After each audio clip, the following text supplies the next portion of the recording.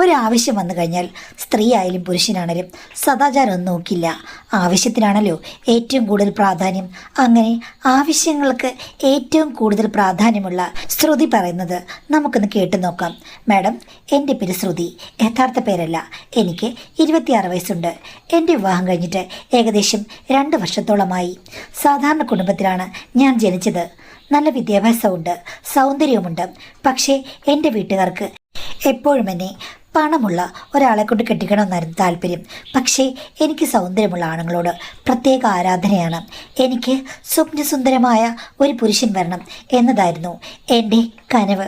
പക്ഷേ എൻ്റെ വീട്ടുകാർ ഒട്ടും സമ്മതിക്കില്ല. എടി, ആകെ നിൻ്റെ കൈ മുതൽ സൗന്ദര്യമാണ്. സൗന്ദര്യമുള്ളൊരു പുരുഷനെ നോക്കിപ്പോയി കഴിഞ്ഞാൽ മിക്കവാറും അവൻ്റെ കയ്യിൽ പണം കാണില്ല. അങ്ങനെ ഒത്തുവരികയാണെങ്കിൽ ഓക്കെ, അല്ലെങ്കിൽ നീ സൗന്ദര്യം നോക്കല്ലേ മോളെ. എങ്ങനെയെങ്കിലും ആരെങ്കിലും വരുമ്പോൾ ഏറ്റവും നല്ല പണമുള്ള ഒരാളുടെ കൂടെ നീ വിവാഹത്തിന് സമ്മതിക്കണം. ഞാൻ പറഞ്ഞ് സമ്മതിക്കാം, പക്ഷേ എനിക്ക് അമ്മായിമാരുള്ളിടത്ത് വേണ്ട. കാര്യം എനിക്ക് ആരോടും വഴക്കുണ്ടാക്കാൻ വയ്യാന്ന്. അത് കേട്ടപ്പോൾ എൻ്റെ അമ്മ ചാടിത്തുള്ളി. പിന്നെ അമ്മായിമ്മമാരില്ലാത്ത വീട്, അത് ഏത് വീടാണ് എന്ന് പറഞ്ഞ് വലിയ പ്രശ്നമായിരുന്നു. എങ്കിലും അവസാനം കാത്തിരുന്ന് ഒരാലോചന വന്നു. അമ്മായിമ്മ ഇല്ലാത്ത വീടല്ല, പക്ഷെ അമ്മായിമ്മ ആ വീട്ടിൽ നിൽക്കില്ല. അമ്മായിമ്മ മിക്കവാറും മകളുടെ കൂടെയാണ്. പിന്നെ അമ്മായിച്ചനില്ല. മകനാണെങ്കിൽ ഗൾഫിലും. ധാരാളം ഭൂസ്വത്തുക്കളും പണവും ഒക്കെ ഉണ്ട്. പക്ഷേ ചെക്കൻ എൻ്റെ മനസ്സിനിണങ്ങിയ ഒരാളെയല്ല. അമ്മയ്ക്കിത് കണ്ടു കഴിഞ്ഞപ്പോഴേക്കും എനിക്ക് പുറത്തില്ല. എടി, ഈ കല്യാണത്തിന് സമ്മതിക്ക് പ്ലീസ് പ്ലീസ് എന്ന് പറഞ്ഞു. ഇല്ലെങ്കിൽ എന്തെങ്കിലും കടുകയും ചെയ്യുമെന്ന് വരെ പറഞ്ഞിട്ടാണ് ഞാൻ ഈ വിവാഹത്തിന് സമ്മതിച്ചത്. ഒട്ടും താല്പര്യത്തോടു കൂടിയല്ല ഞാൻ വിവാഹിതയായത്. എന്നാൽ പണമുണ്ട്, അത് വലിയൊരു പ്ലസ് പോയിന്റ്. പിന്നെ വലിയൊരു വീട്ടിൽ ഞാൻ സ്വതന്ത്രയായി ജീവിക്കാം, അതും ഒരു പ്ലസ് പോയിന്റ്. ആദ്യ ദിവസം മുതലേ ഹസ്ബൻഡിന് എന്നോട് വലിയ ആവേശവും ആരാധനയും ഒക്കെയായിരുന്നു. എന്തൊക്കെയോ അത്തപ്പൂക്കൾ ഇടുകയും ചെയ്തു. പക്ഷേ എനിക്ക് പ്രത്യേകിച്ച് അങ്ങോട്ടൊരു വർണ്ണഭംഗി തോന്നിയില്ല. ഒട്ടും താല്പര്യമില്ല. എങ്കിലും ഞാൻ കണ്ണടച്ചു. എന്തെങ്കിലും ആയിക്കോട്ടെ, അല്ലാതെ എന്താണ് ഈ ദാമ്പത്യ ജീവിതത്തിൽ എനിക്ക് ചെയ്യാൻ പറ്റുക? അല്ലാതെ എനിക്കിപ്പോൾ അങ്ങയുടെ കൂടെ ഇറങ്ങിച്ചെന്ന് കൂടെ നിന്ന് തുള്ളാൻ പറ്റുമോ? ഒരിക്കലും പറ്റില്ല. കാര്യം എന്നെക്കൊണ്ട് ആ ജീവിതം ആസ്വദിക്കാനേ പറ്റില്ല, എന്നാൽ എതിർക്കാനും പറ്റില്ല. ഒരു പഠിച്ച കളിയായി തന്നെയാണ് ആദ്യ ദിവസം മുതൽ ഞാൻ എൻ്റെ വിവാഹ ജീവിതം തുടങ്ങിയത്. പിന്നെ ഹസ്ബൻഡ് എന്നെ ഗൾഫിൽ കൊണ്ടുപോകാൻ ശ്രമിച്ചു. പക്ഷെ ഞാൻ പോയില്ല. എനിക്ക് നാട്ടിൽ നിൽക്കുന്നതാണ് ഇഷ്ടം. എൻ്റെ അച്ഛനും അമ്മയും എനിക്ക് ഇടയ്ക്കിടയ്ക്ക് കാണണമെന്ന് പറഞ്ഞു.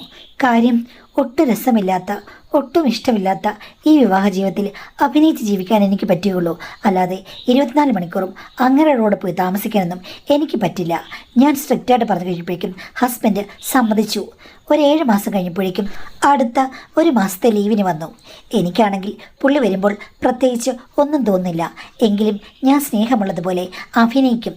അല്ലാതെ എന്ത് ചെയ്യാനാണ്? രാത്രിയിൽ എന്നും എനിക്ക് നിദ്രാവിഹീനങ്ങൾ തന്നെ. പിന്നെ ഞാൻ ഒന്ന് പഠിച്ചു. എനിക്കങ്ങ് ഉറക്കം വരും. ഞാൻ ചിലപ്പോൾ ഉറങ്ങും, എന്തെങ്കിലും കാണിക്കട്ടെ എന്ന് വിചാരിക്കും. എന്തായാലും ഞാൻ തിരിച്ച് എന്തെങ്കിലും ഒരു പ്രതികരണം അദ്ദേഹം ആവശ്യപ്പെടുന്നുമില്ല, ആഗ്രഹിക്കുന്നുമില്ല.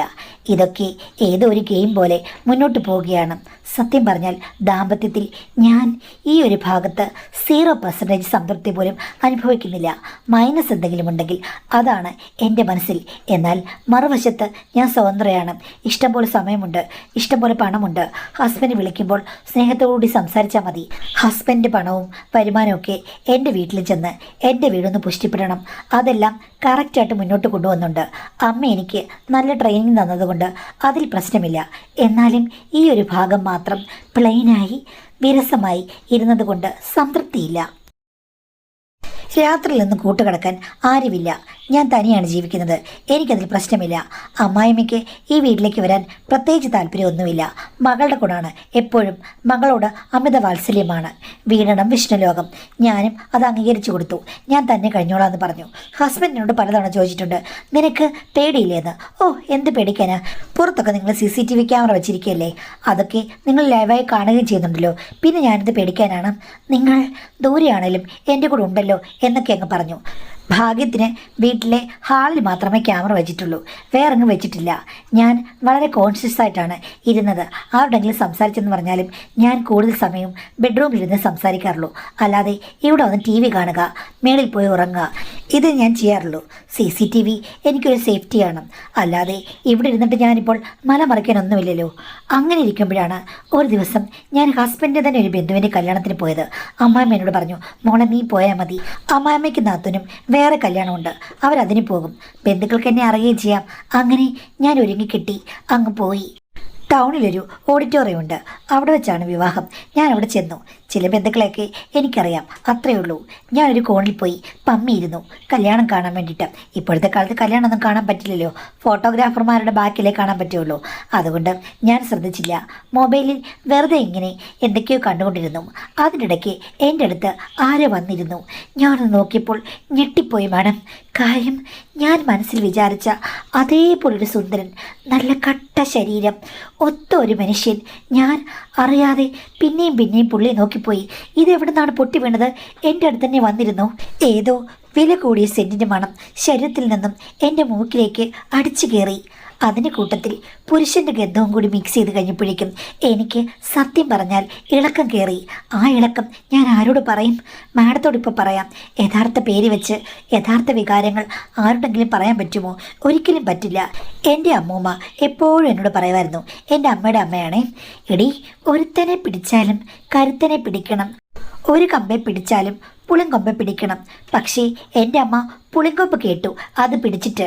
കാര്യം എന്നെക്കൊണ്ട് പുളിങ്കൊമ്പ് പിടിപ്പിച്ചു, പക്ഷേ കരുത്തനെ അമ്മ പിടിപ്പിക്കാൻ സമ്മതിച്ചില്ല. എന്ത് കഷ്ടമാണ്! കരുത്തനും പുളിങ്കൊമ്പും ഒരിക്കലും ഒരുമിച്ച് വരില്ലേ? എന്തായാലും ഈ ഇരിക്കുന്നത് പുളിങ്കൊമ്പും കരുത്തനുമൊക്കെയാണ്. എല്ലാം കൊണ്ടും എനിക്ക് യോജിച്ചാൾ. പുള്ളി എന്നെ ഒന്ന് നോക്കിയിരുന്നെങ്കിൽ, ഒന്ന് ചിരിച്ചിരുന്നെങ്കിൽ ഒരു സംഭാഷണത്തിന് തുടക്കമിടാമായിരുന്നു എന്ന് ഞാൻ വിചാരിച്ചു. ഞാനൊരു 10 വട്ടം നോക്കി മാഡം. അത് മാത്രമല്ല, ദേഹമാസകലം അദ്ദേഹത്തിന് നല്ല രോമങ്ങളുണ്ട്. എൻ്റെ അമ്മ പറയുമായിരുന്നു, എടി ആണുങ്ങളായി കഴിഞ്ഞാൽ നെഞ്ചത്ത് പൂട വേണമെന്ന്. പക്ഷേ ഇത് നെഞ്ചത്തൊന്നുമല്ല, ദേഹമാസകലം നല്ല ലക്ഷണമൊത്ത ഭംഗിയുള്ള രോമാവൃതമായ ഒരു പ്രകൃതമാണ്. സത്യം പറഞ്ഞാൽ ഞാൻ പണ്ട് കാലത്തെ ചില സിനിമാ ഗാനങ്ങൾ ഓർത്തുപോയി. പ്രീതമിൻ്റെ മാറിൽ മുഖമണിച്ച് നിൽക്കുന്ന ചില നായികമാരെ ഞാൻ ഓർത്തുപോയി. പക്ഷെ എന്ത് ചെയ്യാനാണ്, ഇപ്പോഴത്തെ പെൺപിള്ളേർക്ക് അതൊന്നുമില്ല. ചുമ്മാ കയറി തുള്ളുക, അത് മാത്രമാണ് അവളുമാരുടെ ഇഷ്ടം. അല്ലെങ്കിൽ വീഡിയോയിൽ കാണുന്ന പോലെ കിടന്ന് ഹാ ഹോ ഹൂ എന്നൊക്കെ അലയ്ക്കുക. എനിക്കങ്ങനല്ല, ഞാൻ ഇത്തിരി പഴഞ്ചനാണ്. എന്നാലും ഇങ്ങനെ എങ്ങനെ കയറി മുട്ടുക? ആരായിരിക്കും? എന്തായാലും ഒരു 10-38 വയസ്സ് കാണല്ലേ എന്ന് ഞാൻ മനസ്സിൽ വിചാരിച്ചു. ഇതിനിടയ്ക്ക് പുള്ളി ഒന്ന് തിരിഞ്ഞു നോക്കി കഴിഞ്ഞപ്പോഴേക്കും എന്നെ കണ്ടു. അയ്യോ, അടുത്തിരിക്കുന്നത് ഒരു സ്ത്രീയാണെന്നുള്ള ഭാവത്തിൽ ഇത്തിരിയുടെ കസേര മാറ്റിയിട്ട് അകരം പാലിച്ചു. ഛേ, എനിക്ക് നിശ്ചയഭംഗമായി പോയി. ഇത്രയും സുന്ദരിയായി എൻ്റെ അടുത്തൊന്നും കസേര മാറ്റിയിട്ട ഇങ്ങനെ ശരിയല്ല, എനിക്കിഷ്ടപ്പെട്ടില്ല, മോശടനാണ് എന്ന് ഞാൻ മനസ്സിൽ വിചാരിച്ചു. പക്ഷേ ഇത്തിരി കഴിഞ്ഞപ്പോഴേക്കും പുള്ളി എന്നെ ഒന്ന് നോക്കി. ഞാനിപ്പോൾ ഹൃദ്യമായി എന്ന് ചിരിച്ചു. പുള്ളി കണ്ണും ചിരിച്ചു. എന്നിട്ട് എന്നോട് ചോദിച്ചു, പെണ്ണിൻ്റെ കൂട്ടരാണോ ചെറുക്കൻ്റെ കൂട്ടരാണോന്ന്. ഞാൻ പറഞ്ഞു ചെറുക്കൻ്റെ കൂട്ടരാണ്. ചെറുക്കൻ്റെ ആരാണെന്നൊക്കെ പറഞ്ഞു. പുള്ളിയും ചെറുക്കൻ്റെ കൂട്ടരാണ്. അങ്ങനെ സംസാരിച്ച് കഴിഞ്ഞപ്പോഴേക്കും ആ ചേട്ടന് എൻ്റെ ഹസ്ബൻഡിനെ അറിയാം. പിന്നെ പുള്ളിക്കാരൻ സ്വന്തം ഒരു കമ്പനി നടത്തുന്നുണ്ട്. ഞാൻ പറഞ്ഞു, എനിക്ക് സത്യം പറഞ്ഞല്ലേ ഒരു ജോലി ആവശ്യമായിരുന്നു. ചേട്ടൻ്റെ കമ്പനിയിൽ എനിക്കൊരു ജോലി തരാമോ? ഇരുന്നിരുന്ന് ഞാൻ ബോറടിച്ചു എന്ന് പറഞ്ഞു. അയ്യോ, തനിക്കൊക്കെ നല്ല സാമ്പത്തികമില്ലേ, എന്തിനാണ് ജോലിക്ക് പോകുന്നത്? ഞാൻ പറഞ്ഞു, പണമൊന്നും മോഹിച്ചിട്ടല്ല ഞാൻ ജോലിക്ക് വരുന്നത്. എനിക്ക് ഒരു ടൈം പാസ്, എൻ്റെ ജീവിതം നല്ല രീതിയിൽ ബിസി ആയിരിക്കണം, അത് മാത്രമേ ഉള്ളൂ എന്ന് പറഞ്ഞു. ഇപ്പോൾ തൽക്കാലം വേക്കൻസി ഒന്നുമില്ല, എൻ്റെ വിസിറ്റിംഗ് കാർഡ് തരാം, 2 ആഴ്ച കഴിഞ്ഞ് എന്നെ ഒന്ന് വിളിക്കാൻ പറഞ്ഞു. ഞാൻ ഓക്കെ എന്ന് പറഞ്ഞു. പക്ഷേ എങ്കിലും അദ്ദേഹം എന്നോട് പ്രേമപൂർവ്വമായ നോട്ടം, എന്നെ കണ്ടപ്പോൾ ഒരു അട്രാക്ഷൻ ഇതൊന്നും കാണിച്ചില്ല. വളരെ കാഷ്വലായിട്ട് ഒഫീഷ്യലായി സംസാരിക്കുന്ന പോലെ തോന്നി. ഇങ്ങനെയല്ല, പുരുഷന്മാരൊക്കെ എന്നെ കാണുമ്പോഴേക്കും ചൂടുന്ന് നോക്കാറാണ് പതിവ്. ഇതെന്താ ഇങ്ങനെ? എനിക്ക് വീട്ടിൽ ചെന്ന് കഴിഞ്ഞപ്പോഴേക്കും ആ ചിന്തകൾ ഒന്നും മാറിയില്ല. ഒരുത്തിനെ പിടിച്ചാലും കരുത്തിനെ പിടിക്കണം എന്ന് എൻ്റെ മനസ്സിൽ എപ്പോഴും പറഞ്ഞുകൊണ്ടിരുന്നു. ഭാഗ്യവശാൽ നമ്പർ കിട്ടിയല്ലോ. പിന്നെ ഞാൻ ആലോചിക്കുകയായിരുന്നു, എത്രയോ വീഡിയോകൾ ഞാൻ കണ്ടിട്ടുണ്ട്. എൻ്റെ ഭർത്താവ് അങ്ങേർക്കുള്ള ഒരു ഫീച്ചറും ഞാനുമായിട്ട് യോജിച്ചു പോകുന്നതല്ല. എൻ്റെ മനസ്സിൽ മുഴുവനും ബുർജ് ഖലീഫയാണ്. അതിന് പകരം ഏതെങ്കിലും വെണ്ടയ്ക്കയോ കോവയ്ക്കയോ കൊണ്ട് വന്നു കഴിഞ്ഞാൽ എൻ്റെ പ്രതീക്ഷയ്ക്കത്ത് ഉയരുമോ? അത് മാത്രമല്ല, നല്ല സൗന്ദര്യമുള്ള ഒരാൾ എന്നെ ഇഷ്ടപ്പെടുന്നതാണ് എനിക്കും ഇഷ്ടം. സൗന്ദര്യമുള്ള ആളിൻ്റെ മുഖത്തിനുള്ള വില മറ്റു പല കാര്യങ്ങൾക്കും ഉണ്ടെന്നും എനിക്കറിയാം. സൗന്ദര്യമില്ലാത്ത ആൾ ഇനി എത്ര വലിയ ഫീച്ചേഴ്സ് ഉണ്ടെന്ന് പറഞ്ഞാലും എനിക്ക് ആ ഫീച്ചേഴ്സിന് വില കൊടുക്കാൻ തോന്നില്ല. അത് ഇപ്പോൾ എത്ര സ്വപ്നതുല്യമാണെങ്കിലും ഞാനതിനെ തള്ളിക്കളയും. എന്നാൽ സൗന്ദര്യമുള്ള ഒരാളുടെ ഫീച്ചേഴ്സിന് അതീവ വിലയുണ്ട്. അത് ഒരു സ്ത്രീക്ക് ഓടിച്ചെന്ന് സ്വന്തമാക്കാൻ തോന്നും. അത്തരമൊരു തോന്നൽ എനിക്കുണ്ടായിരുന്നത് കൊണ്ട് അന്ന് രാത്രി എനിക്ക് ഉറക്കം വന്നില്ല. അടുക്കളയിൽ പോയി ഞാൻ പച്ചക്കറികൾ നല്ലവണ്ണം തിരഞ്ഞു. പക്ഷെ ഞാൻ ഉദ്ദേശിച്ച പച്ചക്കറി എനിക്ക് കിട്ടിയില്ല. ആ വെജിറ്റബിൾ മിസ്സിംഗ് ആയിരുന്നു. എന്തേ കടക്കാരൻ ഈ വട്ടം ഇട്ടില്ലേ എന്നോർത്തു. കടക്കാരൻ ഞാൻ മനസ്സാ ശപിച്ചു. ഇനിയിപ്പോൾ കൈകൾ മാത്രമാണ് ശരണം എന്ന് ഞാൻ ഓർത്തു. എന്തായാലും അന്ന് എനിക്ക് വല്ലാത്ത ആലസ്യമായിരുന്നു. ഞാൻ വിചാരിച്ച എല്ലാ ഫീച്ചേഴ്സും അദ്ദേഹത്തിൻ്റെ ഉള്ളിൽ ഒളിഞ്ഞിരിപ്പുണ്ട്. എൻ്റെ ഒരു ഊഹങ്ങളും തെറ്റാറില്ല. അതെനിക്ക് വളരെ പെർഫെക്റ്റായിട്ട് തോന്നി. പിറ്റേ ദിവസം രാവിലെ ഞാൻ അദ്ദേഹത്തിനെ വിളിച്ചു. ആ സമയത്ത് സാർ എന്നാണ് സംബോധന ചെയ്തത്. നമ്മൾ ഇന്നലെ കല്യാണത്തിന് വെച്ച് കണ്ടില്ലേ, എന്തെങ്കിലും വേക്കൻസി ഉണ്ടെങ്കിൽ എൻ്റെ ഈ നമ്പറിൽ പറയണം, എൻ്റെ നമ്പർ സേവ് ചെയ്യുമോ എന്ന് പറഞ്ഞ് ഞാനൊന്ന് കുണുങ്ങുകയും ചിണുങ്ങുകയും ചെയ്തു. പുള്ളിക്കത് ഇഷ്ടമായെന്ന് പോലും എനിക്കറിയില്ല. ഓക്കെ എന്ന് പറഞ്ഞ് പുള്ളി പെട്ടെന്ന് കട്ട് ചെയ്തു. ശരിടാ, എൻ്റെ ഈ മോഹങ്ങൾ ആരറിയാനാണ്? വെറുതെ മോഹിക്കാൻ മോഹം. എന്താ ഇത്? ഒന്നും നടക്കുന്നില്ലല്ലോ. ഞാനിട്ട ചൂണ്ടയിൽ ഒന്നും കൊത്തുന്നില്ലല്ലോ എന്നൊക്കെ ഓർത്തു. ഇങ്ങനെ മനുഷ്യരുണ്ടോ? ഈ കല്ലിൻ്റെ ഉള്ളിൽ നിന്ന് നീരറവ എപ്പോൾ പൊടിക്കും എനിക്കറിയില്ല. ഞാൻ ശ്രമിക്കും എന്ന് മനസ്സിൽ വിചാരിച്ചു. 2 ആഴ്ച കഴിഞ്ഞപ്പോഴേക്കും പുള്ളി എന്നെ വിളിച്ചു. ഞാൻ സന്തോഷം കൊണ്ട് ഫോൺ എടുത്തു. അപ്പം എന്നോട് പറഞ്ഞു, ഇവിടെ ഒരു റിസപ്ഷനിസ്റ്റിൻ്റെ വേക്കൻസി ഉണ്ട്, വരുന്നോന്ന് ചോദിച്ചു. ഞാൻ പറഞ്ഞു വരുന്നു. സാലറി ഒരു 15,000 തരാം, അത്രേ ഉള്ളൂ. ഞാൻ പറഞ്ഞു സാരമില്ല, എനിക്ക് പണമൊക്കെ ഉണ്ട്, 15,000 മതി എന്ന് പറഞ്ഞു. അങ്ങനെ ഞാൻ ഓഫീസിൽ പോകാൻ തുടങ്ങി. ഹസ്ബൻഡിനോട് ചോദിച്ചു എന്തിനാ പോകുന്നതെന്ന്. ഞാൻ പറഞ്ഞു എനിക്ക് ബോറടിക്കുന്നു, അത്രേ ഉള്ളൂ. അവിടെ ഒത്തിരി സ്ത്രീകളുള്ളൊരു ഓഫീസാണ്, പിന്നെ നിങ്ങൾക്കറിയാവുന്ന ആളുവാണെന്ന് പറഞ്ഞപ്പോൾ ഹസ്ബൻഡ് പറഞ്ഞു ഓക്കെ ആയിക്കോ. കാര്യം ഇവിടെ സാറിന് നല്ല മാന്യമായ ഇമേജാണ്. പുള്ളി വിവാഹം പോലും കഴിക്കാതെ ബിസിനസ് ചെയ്ത് ജീവിക്കുന്ന ഒരാളാണ്. പുള്ളിക്ക് കല്യാണത്തോടൊന്നും യാതൊരു താല്പര്യമില്ലെന്നാണ് പൊതുവെ അറിയപ്പെടുന്നത്.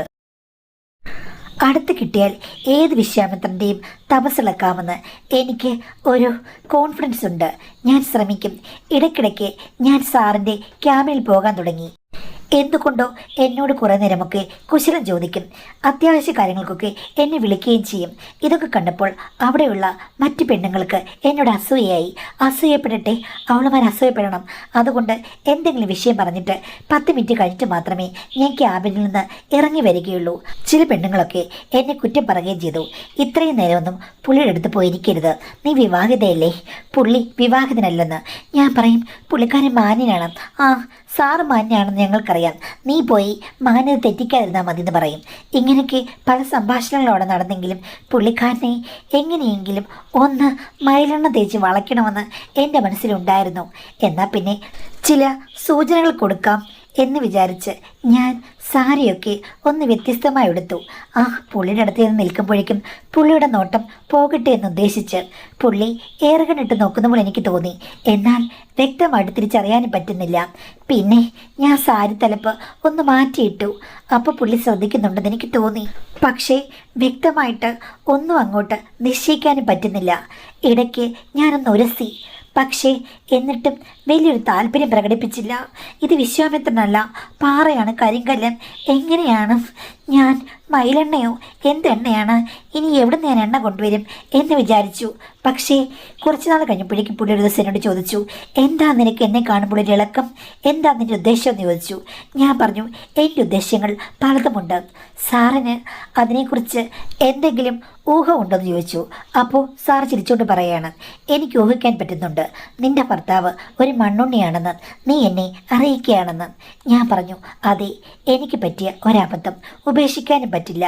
പക്ഷേ നികത്താൻ പറ്റാത്ത പല കാര്യങ്ങളും അന്തർദാഹങ്ങളായി എന്നിൽ തിരയടിക്കുന്നു. സത്യം പറഞ്ഞാൽ എനിക്ക് സാറിനെ ഒത്തിരി ഇഷ്ടമാണ്. എൻ്റെ മനസ്സിലെ സങ്കല്പത്തിൽപ്പെട്ട ഒരാൾ കല്യാണം കഴിക്കണമെന്നല്ല ഞാൻ പറഞ്ഞു വരുന്നത്. എൻ്റേതായ ചിലയിടങ്ങളിൽ എനിക്ക് ഫില്ല് ചെയ്യണം, അത്ര മാത്രമേ ഉള്ളൂ എന്ന് ഞാൻ തുറന്നു പറഞ്ഞു. അപ്പോഴേക്കും പുള്ളി പറഞ്ഞു, എങ്കിൽ പിന്നെ എന്നോട് ആദ്യമേ പറഞ്ഞുകൂടായിരുന്നു, എനിക്ക് ഇത്തിരി ഈഗോ ഉണ്ട്, ഇങ്ങോട്ട് വന്ന് തുറന്നു പറഞ്ഞെങ്കിൽ മാത്രമേ ഞാൻ സഹകരണ മനോഭാവം പുറത്തെടുക്കൂ എന്ന് പറഞ്ഞു കഴിഞ്ഞപ്പോഴേക്കും, ആണുങ്ങൾക്ക് ഇത്രയും ഈഗോ പാടില്ല സാർ, ആരാധികമാർ കുഴങ്ങെന്ന് പറഞ്ഞു. അപ്പോൾ പുള്ളി എന്നോട് പറയുകയാണ്, ആരാധികമാരൊക്കെ എനിക്ക് ഇഷ്ടം പോലെയുണ്ട്, ഒന്നും എനിക്ക് മാനേജ് ചെയ്യാൻ പറ്റാത്ത അവസ്ഥയാണ്, അതുകൊണ്ടാണ് ഞാൻ കൂടുതൽ ഇൻട്രസ്റ്റ് എടുക്കാത്തത്. ഞാൻ പറഞ്ഞു, എൻ്റെ കാര്യം വ്യക്തമായി പരിഗണിക്കണം. കാര്യം ഞാൻ ആവശ്യക്കാരിയാണ്, ആവശ്യക്കാരിക്ക് ഔചിത്യം പാടില്ല. സാറിന് ആരാധികമാർ ഇഷ്ടം പോലെ ഉണ്ടായിരിക്കാം, പക്ഷേ എൻ്റെ ആരാധന അത് എൻ്റെയും കൂടി ആവശ്യത്തിന് വേണ്ടിയിട്ടാണ്. അതുകൊണ്ട് എന്നെ ഫസ്റ്റിൽ കൺസിഡർ ചെയ്യണം, ബാക്കി സമയങ്ങൾ എന്ത് വേണമെങ്കിലും അയക്കൂ എന്ന് ഞാൻ പറഞ്ഞു. അങ്ങനെയെങ്കിൽ നാളെ എൻ്റെ വീട്ടിൽ 4 മണിക്ക് വരാമെന്ന് ചോദിച്ചു.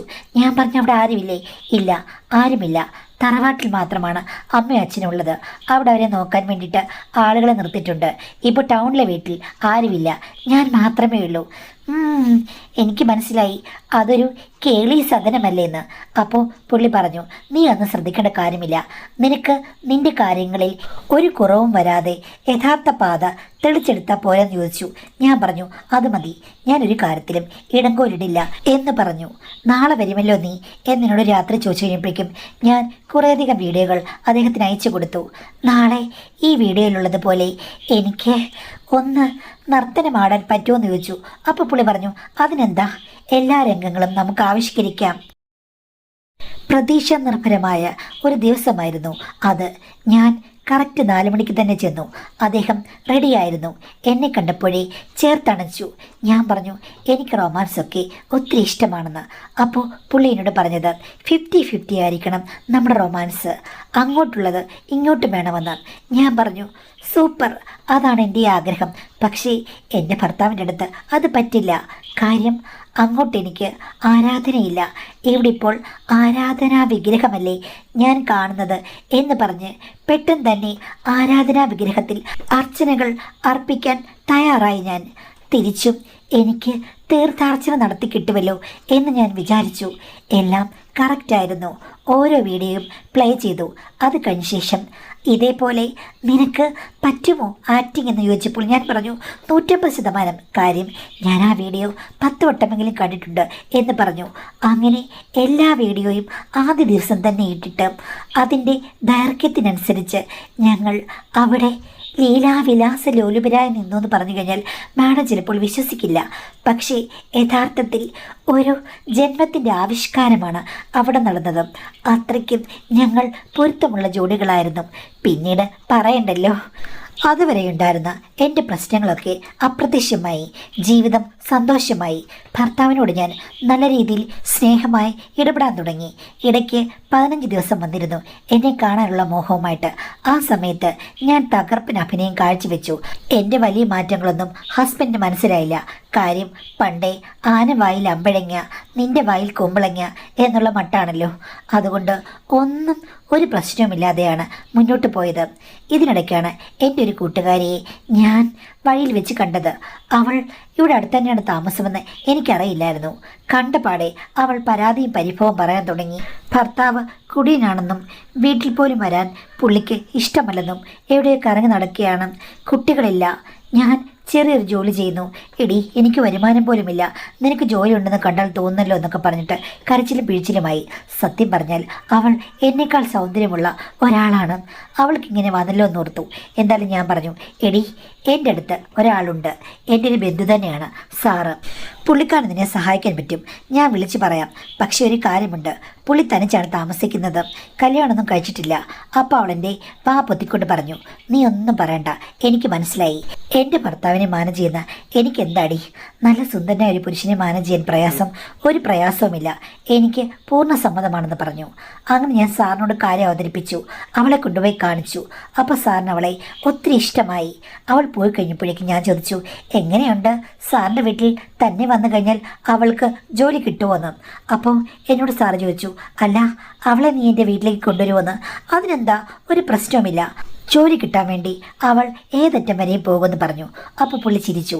എന്തായാലും എൻ്റെ അടുത്ത് തനിയെ വന്നു കഴിഞ്ഞാൽ ഓക്കെ, ഞാനങ്ങോട്ട് റിക്വസ്റ്റ് ചെയ്തില്ല എന്നറിയാമല്ലോ, നീ അവളെ കൊണ്ടുവരികയാണെങ്കിൽ ഓക്കെ, അല്ലെങ്കിൽ പ്രശ്നമൊന്നുമില്ല, ജോലി കൊടുക്കുന്നതിന് പ്രശ്നമില്ല, നമുക്ക് അടുത്ത വേക്കൻസി വരുമ്പോൾ കൊടുക്കാമെന്ന് പറഞ്ഞു. എന്തായാലും ഞാൻ അവളോട് പറഞ്ഞു, എടി പുള്ളിക്കാരൻ നിനക്ക് ജോലി തരും, നീ അടുത്ത ദിവസം തന്നെ എൻ്റെ കൂടെ വരാൻ പറഞ്ഞു. അങ്ങനെ അവിടെ ചെന്ന് കഴിഞ്ഞപ്പോഴേക്കും സാറ് ചോദിച്ചു, നിൻ്റെ കൂട്ടുകാരിയില്ലേ, നിൻ്റെ കൂട്ടുകാരിക്ക് ഭർത്താവ്, ദാമ്പത്യ ജീവിതം ഇത് ശരിയല്ല, അതുകൊണ്ടാണ് വന്നത്. പണം അവൾക്ക് ആവശ്യമില്ല, നിനക്ക് പക്ഷേ പണം ആവശ്യമാണ്. ഭർത്താവിൽ നിന്നും ദുരിതങ്ങളുണ്ട്, പക്ഷേ യഥാർത്ഥ ആവശ്യങ്ങൾ നിനക്കുണ്ടോയെന്ന് നീ പറഞ്ഞില്ലെന്ന് പറഞ്ഞു. അപ്പോഴേക്കും എൻ്റെ കൂട്ടുകാരി ചാടിക്കേറി പറഞ്ഞു, സാർ ഇത്രയും സുന്ദരനായതുകൊണ്ട് എനിക്ക് ആവശ്യങ്ങൾ കൂടുതലാണ്. പണവും എൻ്റെ ഭർത്താവും ഞാനങ്ങ് മറക്കും. ചിലപ്പോൾ ജോലി തന്നില്ലെങ്കിലും ഞാൻ സാറിനെ കാണാൻ ഓടി വരും.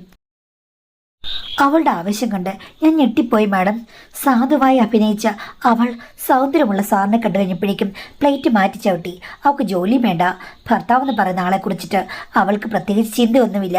എടീ എന്ന് വിളിച്ചു കഴിഞ്ഞപ്പോഴേക്കും അവൾ പറഞ്ഞു, നീ ഒന്നും മിണ്ടാതിരിക്കുക, സാറിൻ്റെ ആരാധികയാണ് ഞാൻ എന്ന് പറഞ്ഞ് ചാടി ഇദ്ദേഹത്തിൻ്റെ അടുത്തേക്ക് ചെന്നു. രണ്ടുപേരും കൂടെ കയറിപ്പോയിട്ട് 2 മണിക്കൂർ കഴിഞ്ഞാണ് വന്നത്. അതുവരെയും ഞാൻ TV കണ്ടുകൊണ്ടിരുന്നു. 3 ആഴ്ച കഴിഞ്ഞപ്പോഴേക്കും സാർ അവൾക്ക് നല്ലൊരു ജോലി വാങ്ങിച്ചു കൊടുത്തു. അത് സാറിൻ്റെ തന്നെ സുഹൃത്തിൻ്റെ കമ്പനിയിലാണ്. പക്ഷേ മാഡം, അത് കഴിഞ്ഞതിൽ പിന്നെ സാർ എനിക്ക് വേണ്ടി സമയം ചെലവഴിക്കുന്നില്ല.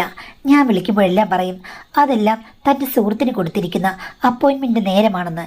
ഞാൻ അവളോട് ചോദിച്ചു കഴിഞ്ഞപ്പോഴേക്കും അവൾ പറഞ്ഞു, എടീ നിനക്ക് ഹസ്ബൻഡുണ്ട്, സ്നേഹമുള്ളവനാണ്, പിന്നെ നീ ഇടയ്ക്കിടയ്ക്ക് ഇത്രയും നാളും നന്നായൊന്നു തിരിഞ്ഞു കറങ്ങി. പക്ഷേ മോളെ, ഞാൻ അങ്ങനെയല്ല, ഭർത്താവിനാൽ ഒത്തിരി അവഗണിക്കപ്പെട്ട് നിൽക്കുന്ന ഒരു സ്ത്രീയാണ്. നീയായിട്ട് എനിക്കിങ്ങനെ ഒരു ഭാഗ്യമുണ്ടാക്കി തന്നു കഴിഞ്ഞപ്പോഴേക്കും എനിക്ക് സന്തോഷമുണ്ട്, നന്ദിയുണ്ട്. പക്ഷേ എനിക്കിപ്പോൾ കുതിരപ്പുറത്ത് നിന്നിറങ്ങാൻ നേരമില്ലടി. ഞാനാകെ ഈ കാര്യത്തിൽ ഭ്രാന്തിയായി മാറി. എനിക്ക് 24 മണിക്കൂറും ഈ ചിന്തയുള്ളൂ. അതുകൊണ്ട് സാറിനെ ഞാനിപ്പോൾ സ്വതന്ത്രയാക്കാൻ ഉദ്ദേശിക്കുന്നില്ല. എനിക്ക് ഭ്രാന്തമായ ഒരു മാനസികാവസ്ഥയാണെന്ന് പറയുകയാണ്. ഞാനാണെങ്കിൽ വെയിറ്റ് ചെയ്ത് നിൽക്കുകയാണ്. ആഴ്ചയിൽ ഒരു ദിവസം പോലും എനിക്കിപ്പോൾ ഒരവസരം കിട്ടുന്നില്ല. ഞാൻ ചിലപ്പോൾ 2 പേരുടെ വഴക്കിടും. ആ സമയത്ത് മാത്രമാണ് എനിക്ക് സാറിനെ ഒന്ന് കാണാൻ കിട്ടുന്നത്.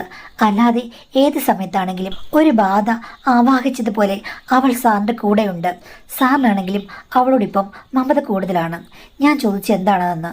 അപ്പോഴേക്കും അവൾ ഏതറ്റം വരെ പോകാനും തയ്യാറാകുന്ന ഒരാളാണ് എന്ന് പറയുന്നു. ശരിയാണ്, എന്തൊക്കെ പറഞ്ഞാലും എനിക്ക് ചില കാര്യത്തിൽ ചില നിയന്ത്രണങ്ങളുണ്ട്. അവൾക്ക് അതില്ല. മുന്നും പിന്നും എല്ലാം വിശാലമാക്കിയ അവളുടെ മനസ്സ് എനിക്ക് സത്യം പറഞ്ഞാലില്ല. അവിടെ അവൾ വിജയിച്ചു കയറുകയാണ്. ഞാൻ തഴയപ്പെട്ടുകൊണ്ടിരിക്കുകയാണ്. ഇഷ്ടപുരുഷനെ കിട്ടിയിട്ടും അത് നിലനിർത്താൻ വയ്യാതെ സെൻറ്റിമെൻറ്റ്സ് കൊണ്ട് സുഹൃത്തിനെ സഹായിക്കാൻ പോയി. അവസാനം ഇപ്പോൾ മേലോട്ട് നോക്കി 3G ആയിരിക്കുന്ന എൻ്റെ കഥയാണിത്. സത്യം പറഞ്ഞാൽ ഇത് എങ്ങനെ മാറ്റണമെന്നൊന്നും എനിക്കറിയില്ല. ഞാൻ ഓർത്തു ഏറ്റവും കൂടുതൽ ആവേശം എനിക്കായിരിക്കുമെന്ന്. അങ്ങനെയല്ല, സ്ത്രീകളുടെ ആവേശത്തിന് അതിരില്ലെന്നും എന്നേക്കാൾ മികച്ച മിടുക്കുകളുണ്ടെന്നും എനിക്ക് മനസ്സിലായി എന്നാണ് പറഞ്ഞിരിക്കുന്നത്. അപ്പം ഇതിനകത്ത് നമുക്കിപ്പം ആർക്കും സഹായിക്കാൻ പറ്റില്ല, എനിക്ക് സഹായിക്കാൻ പറ്റില്ല. കാര്യം, ഒരു മനുഷ്യന് മറ്റൊരു മനുഷ്യനുമായിട്ട് എങ്ങനെയാണ് കണക്റ്റഡ് ആകുന്നത്, അവർ തമ്മിലുള്ള ബന്ധം എങ്ങനെയാണ് ഉരുത്തിരിഞ്ഞു വരുന്നത്. ഇപ്പം നമ്മൾ വിചാരിക്കും നമ്മളാണ് മിടുക്കനെന്നൊക്കെ. പക്ഷെ നമ്മളെക്കാൾ മിടുക്കുള്ള ആളുകൾ, നമ്മളെക്കാൾ കഴിവുള്ള ആളുകൾ ഒക്കെ ഈ ലോകത്തിലുണ്ട്. പിന്നെ ഒരു കാര്യങ്ങളും നമുക്ക് സ്വന്തമാണ്. നമ്മൾ തന്നെ നോക്കി നിൽക്കും, നമ്മൾ തന്നെ നോക്കി നിലനിൽക്കും എന്നൊന്നും നമുക്ക് വിചാരിക്കാൻ പറ്റില്ല. അതൊക്കെ ഇന്ന് നമ്മുടെ കയ്യിലാണെങ്കിൽ നാളെ മറ്റൊരാളുടെ കയ്യിലാകുന്ന കാര്യങ്ങളാണ് എല്ലാം ഉള്ളത്. അതുകൊണ്ട് എനിക്ക് പറയാനുള്ളത്, ഇത്തരം ബന്ധങ്ങളെന്ന് പറയുമ്പോഴേക്കും പ്രത്യേകിച്ച് ഉത്തരവാദിത്തമില്ലാത്ത ബന്ധമാണ്. അപ്പോൾ നിങ്ങൾ വന്നപ്പോൾ വേറെന്തെങ്കിലും സ്ത്രീ തഴയപ്പെട്ട് കാണുമായിരിക്കാം. അപ്പോൾ ഇപ്പോൾ നിങ്ങളുടെ കൂട്ടുകാർ വന്നപ്പോൾ നിങ്ങൾക്കവിടെ പ്രാധാന്യം നഷ്ടപ്പെട്ടു. ഇനി സാറിൻ്റെ അടുത്ത ആരാധിക വരുമ്പോഴേക്കും അവരും തഴയപ്പെടും. ഇതിങ്ങനെ പ്രോസസ്സായിട്ട് നടന്നുകൊണ്ടിരിക്കും. സൗന്ദര്യമുള്ള ആണിനെയോ പെണ്ണിനെയോ ഒക്കെ ഇഷ്ടം പോലെ ആരാധകർ കാണും. അതിങ്ങനെ മാറി മറിഞ്ഞുകൊണ്ടിരിക്കും. ഒന്നും ശാശ്വതമല്ലെന്ന് മനസ്സിലാക്കി അഡ്ജസ്റ്റ് ചെയ്യുക, അത്രയേ ഉള്ളൂ. നിങ്ങൾ സുന്ദരിയാണെന്നുണ്ടെങ്കിൽ ഈ ഒരു സാറ് മാത്രമേ ഈ ലോകത്തുള്ളൂ, അല്ലല്ലോ. എന്തായാലും ഇത്തരം ബന്ധങ്ങളിൽ ഒരിക്കലും പൊസസീവ്നെസ് കാണിക്കില്ലെന്ന് ഞാൻ എല്ലാ വീഡിയോയിലും പറയാറുള്ളതാണ്. ഒത്താൽ ഒത്തു, ഒത്തില്ലെങ്കിൽ ഓക്കെ, അത്രയേ ഉള്ളൂ.